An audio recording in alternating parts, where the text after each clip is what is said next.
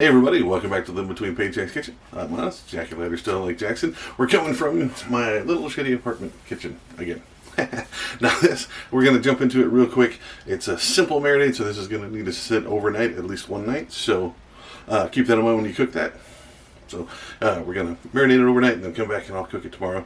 And it'll be awesome. Trust me, it's outstanding. You're going to love it. Before we do, be sure to like, share, subscribe, ring the little bell, get the updates whenever we do these on Tuesdays and Fridays or whatever. Very much appreciate it. Also, check our link in the doobly-doo for our merch. We got aprons and spatulas and flippers and all spoons and all kind of stuff. Shameless plug over. Let's just get into the food. I don't know why I pointed it over there and down. It's my stove, I guess that's why it is. Let's just do the thing. Simple and short one. So, looks like a lot. It's not. First things first, you need to find you some cheap pork chops. These, relatively thin cut, but they're like $5 for a whole stack, and we're not going to use all of them. You're going to want some honey, some kind of citrus soda stuff. I got the little ones to make my hands look big, and you're going to need some soy sauce. And that's it. That's all you're going to need. Oh, and then something to store it in. Preferably something with a top. If not, you got some foil or plastic or something to cover it, and you're fine. So go ahead and get this open. Like I said, I'm using the Tupperware thing just because it's easier. But if you don't have that, like a large plate with a piece of plastic or a deep bowl would be better because you want it to kind of pile up with that marinade stuff in it. So first things first, you want to get the half a cup of soy sauce. It sounds like a lot. It's a lot of salt, but it'll soak in there, trust me. Then you want 12 ounces of citrus soda of some kind. This was very generic HEB. Twist something or other. The cans are the smaller ones. I like them because A, they look, hands look big, make me feel like that Andre the Giant shot where he's holding the can. But they're only like 8, so I did 1.5 of those. And then you want a 1/4 cup of your honey. Just go ahead and put that on there. I tried to do it before and I mixed it. And when I stirred it, the carbonation and everything went freaking nuts. So it made a giant mess. So I'm just pouring it in here as per the original recipe. I tried to do better than the recipe and I screwed up. So just pour it all in here together. It'll move around. Mostly if we put the honey on top, the carbonation kind of breaks it down and it flows around on our side. Science, apparently. This is what I was told. Okay, so just go ahead and put it in there. The only reason I stuck this down there is trying to get the honey off of my spatula. You're good. Put the top on it. Let it sit for at least one night. I ended up doing these for 2 nights. Now, I did shake it up a little bit. Now, be careful. You put carbonated stuff in here. You shake it up, it's going to boop, spurt right out in front of it. And then you look like an idiot on YouTube in front of people. So just give it a little shake, a little rinse. Not too much. Don't be too energetic with it. Set that in there just in a regular fridge. Don't freeze it.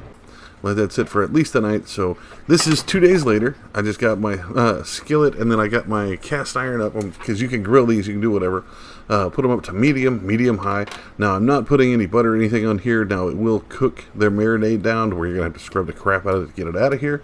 But you can just cook it straight out of the bowl. Like you can kind of see where it started to discolor with the soy sauce, right? It's not going bad. It's just the soy sauce soaking into it. It changes it.